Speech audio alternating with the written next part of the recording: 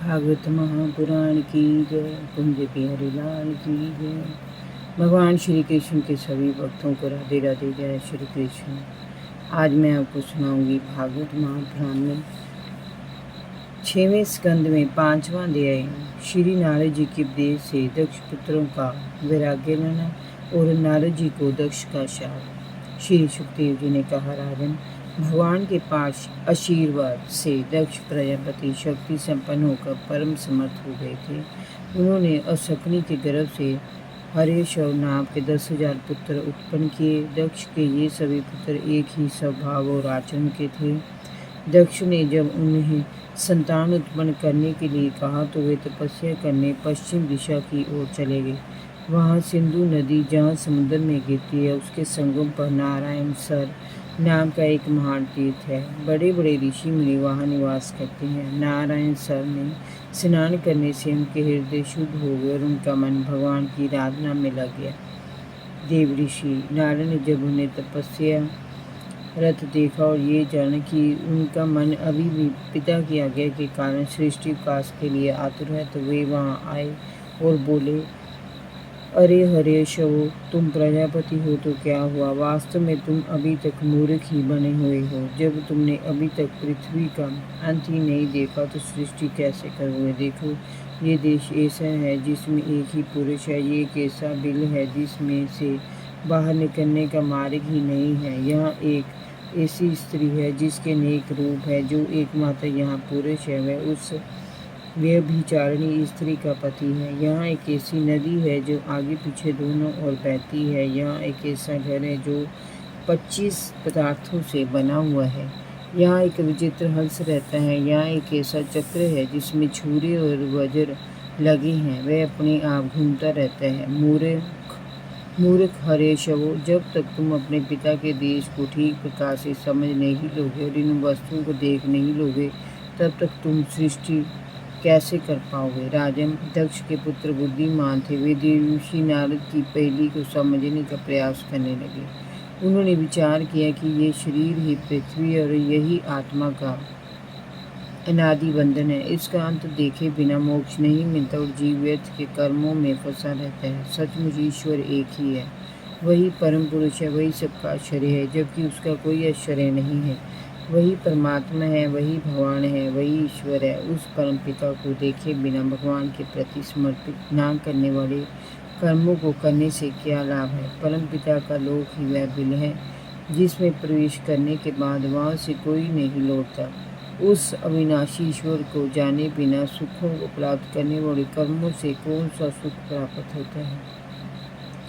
वह सुख तो क्षणिक है। ये अपनी बुद्धि ही सत्य, रज और तम गुणों को धारण करने वाली व्यभिचारिणी स्त्री है। इस जीवन में इसका अंत करके ज्ञान प्राप्त किए बिना अशांति बढ़ाने वाले कर्मों को करने से क्या प्रयोजन सिद्ध होता है? ये बुद्धि ही उल्टा स्त्री के समान है। इसके साथ ही पुरुष की स्वतंत्रता और ऐश्वर्य नष्ट हो जाता है। इसके पीछे उल्टा के पति की भांति मन न जाने कहाँ कहाँ भटकता रहता है। यहाँ पर माया ही दोनों ओर बहने वाली नदी है। ये सृष्टि भी करती है और प्रलय भी। जो लोग इससे मुक्ति चाहकर इससे बाहर निकलना चाहते हैं, उनके हृदय में ये क्रोध और अहंकार का सहारा लेकर और भी तीव्र गति से बहने लगती है।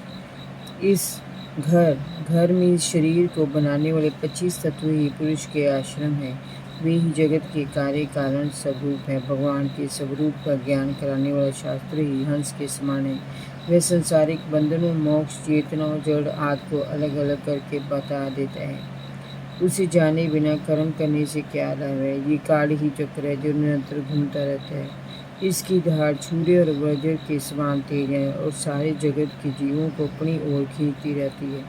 इसको रोकने वाला परम स्वतंत्र वही एक परमात्मा है। इसे न जाकर कर्म करना व्यर्थ है। ज्ञानी वह पिता है जिसके द्वारा जीव का पुनः जन्म होता है। उसका देश कर्मों से तटस्थ होने का है, ना कि कर्मों में लीन होने का। परीक्षित, हरेशवों ने एक मत से ये निश्चय किया कि नारद जी की परिक्रमा करके वे मोक्ष मार्ग की ओर अग्रसर हों, जहाँ से फिर इस नश्वर संसार में लौटना न पड़े। इस प्रकार नारद जी ने उपदेश देकर नारायण नारायण कहते हुए लोग लोकांतर में विचरण करने लगे।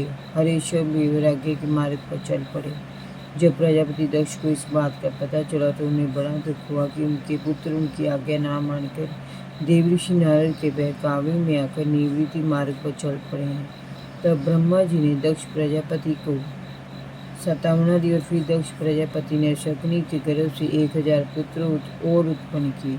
उनका नाम उन्होंने शबलाशव रखा। वे भी पिता की आज्ञा से उसी नारायण सर पर गए। उन्होंने भी वहाँ स्नान किया तो उनके हृदय भी शुद्ध हो गए। वे पर ब्रह्म स्वरूप ओंकार का जप करते हुए महान तपस्या में लगे।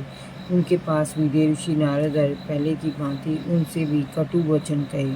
उन्होंने उन्हें समझाया कि जो अपने धर्मज्ञ भाइयों का अनुसरण करता है वही सच्चा भाई कहलाने के योग्य है। नारद जी की बात सुनकर उन्होंने भी अपने भाइयों का अनुसरण किया और वे वैरागी हो गए।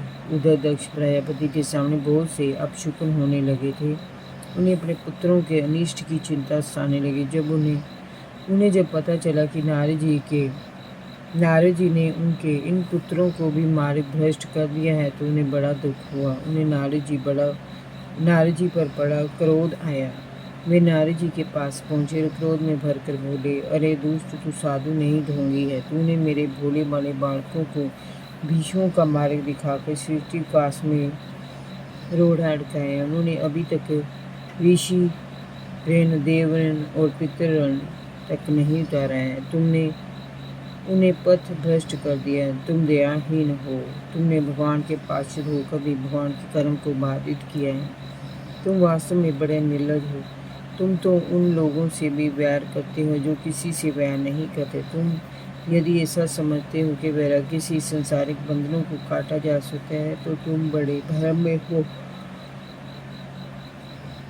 नारद, मनुष्य जब तक विषयों का अनुभव नहीं करेगा तब तक उनकी कटुता और नश्वरता को कैसे जान पाओगे। हम लोग सदगृहस्थ हैं, अपनी मर्यादा का पालन करते हैं। तुम हमारी वंश परंपरा को नष्ट करने पर तुले हो। इसलिए मूढ़ नारद, मैं तुम्हें शाप देता हूँ कि तुम बिना गृहस्थ जीवन के सुख को जाने लोकांतर में भटकते रहोगे। कभी भी तुम्हें ठहरने का स्थान प्राप्त नहीं होगा। राजन, देवऋषि नारद ने चुपचाप मुस्कुराकर दक्ष प्रजापति के शाप को स्वीकार कर लिया। नारायण नारायण कहते हुए वहाँ से चले गए। संसार में साधुता इसी को कहते हैं कि दूसरे के क्रोध और कटु वचनों को शांति के साथ स्वीकार करके सहन कर लिया जाए। जय जय श्री राधे। भागवत महापुराण की जय। भगवान श्री कृष्ण के सभी भक्तों को राधे राधे। जय श्री कृष्ण।